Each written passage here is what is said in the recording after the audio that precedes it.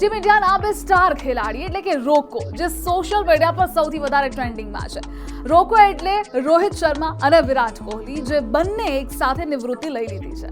છેલ્લા દશકના hero good bye કહેવાનો આ યોગ્ય સમય છે, તેમના આ શબ્દો છે. सिचुएशन ऐसा आ गया I thought it is the perfect situation for me and nothing better than winning the cup and saying આ બંને ખેલાડીઓ એક સાથે T20માંથી નિવૃત્તિ લીધી, જેના કારણે ફેન્સમાં પણ એટલો જ ખુશીની સાથે થોડો ગમનો માહોલ પણ છે.